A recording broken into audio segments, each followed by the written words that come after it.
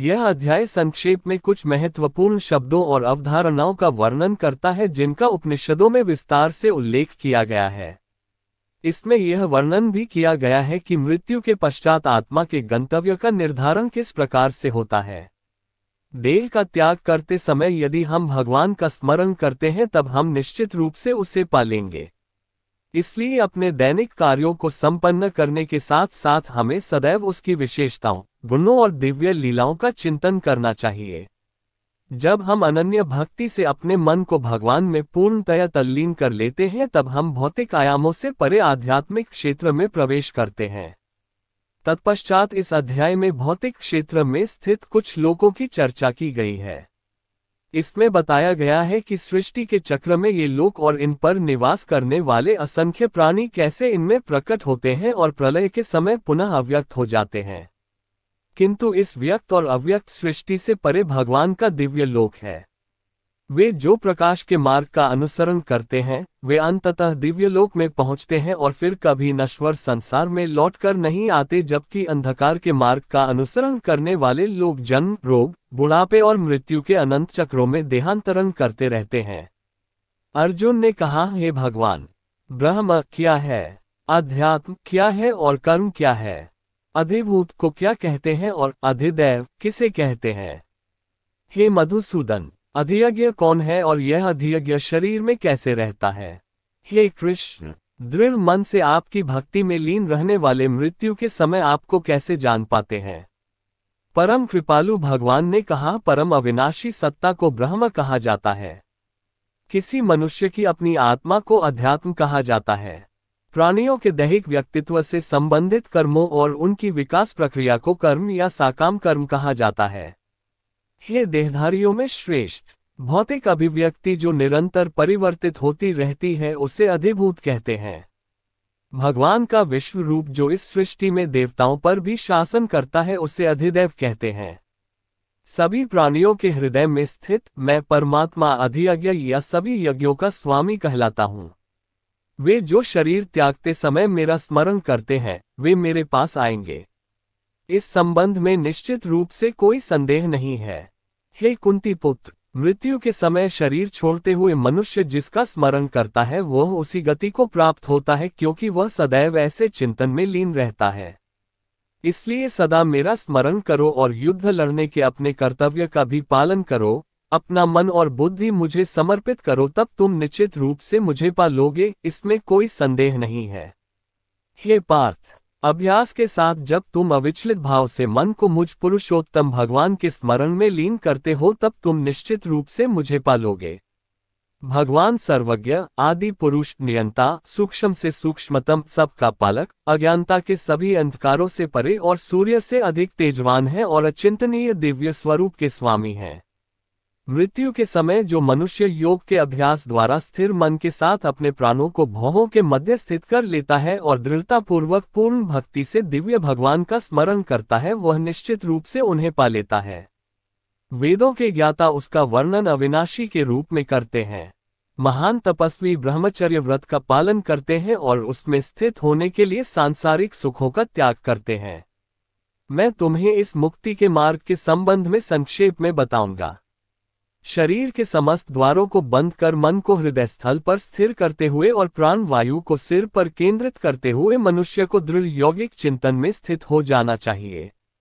जो देह त्यागते समय मेरा स्मरण करता है और पवित्र अक्षर ओम का उच्चारण करता है वह परम गति को प्राप्त करेगा। हे पार्थ, जो योगी अनन्य भक्ति भाव से सदैव मेरा चिंतन करते हैं उनके लिए मैं सरलता से सुलभ रहता हूँ, क्योंकि वे निरंतर मेरी भक्ति में तल्लीन रहते हैं।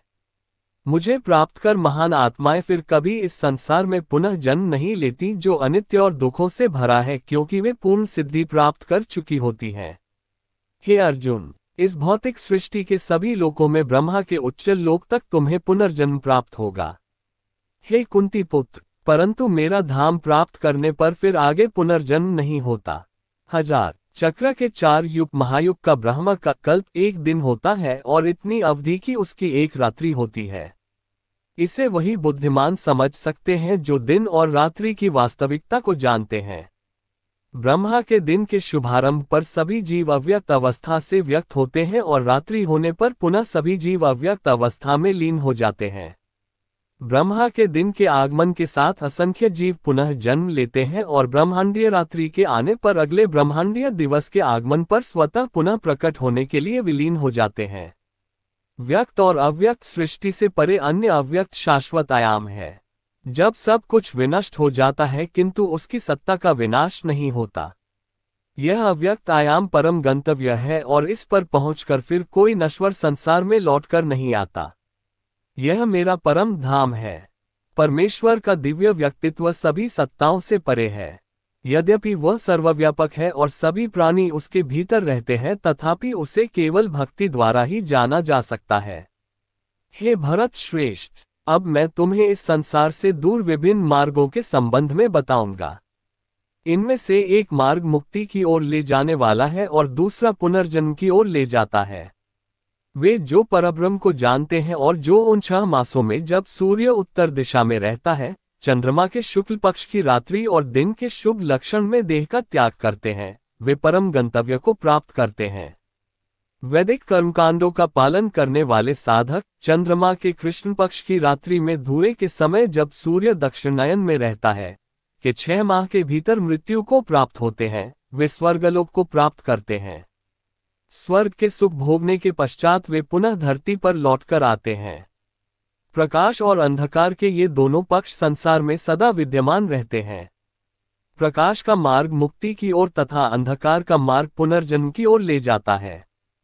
हे पार्थ, जो योगी इन दोनों मार्गों का रहस्य जानते हैं, वे कभी मोहित नहीं होते, इसलिए वे सदैव योग में स्थित रहते हैं।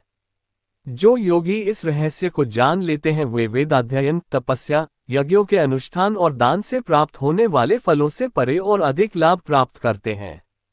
ऐसे योगियों को भगवान का परमधाम प्राप्त होता है। भगवद गीता के 8वें अध्याय में अक्षर ब्रह्म योग का वर्णन है। इस अध्याय में मृत्यु के बाद आत्मा का क्या होता है, इस बारे में बताया गया है।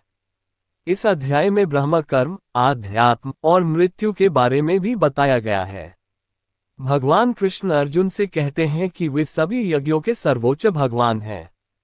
भगवान कृष्ण कहते हैं कि वे ही वह है जिसे हर कोई अपने जीवन के अंतिम क्षणों में जानना चाहता है। इस अध्याय में भौतिक क्षेत्र के कुछ लोगों की भी चर्चा की गई है। इस अध्याय में बताया गया है कि सृष्टि के चक्र में ये लोक और इनमें रहने वाले जीव कैसे प्रकट होते हैं और प्रलय के समय फिर से अव्यक्त हो जाते हैं। इस अध्याय में बताया गया है कि जो लोग प्रकाश के रास्ते पर चलते हैं, वे आखिर में दिव्य लोक पहुंच जाते हैं। इस अध्याय में बताया गया है कि अगर कोई व्यक्ति देह त्यागते समय भगवान का स्मरण करता है, तो वह निश्चित रूप से भगवान को पालेगा। इस अध्याय में बताया गया है कि मृत्यु के बाद आत्मा को सद्गति कैसे मिलेगी।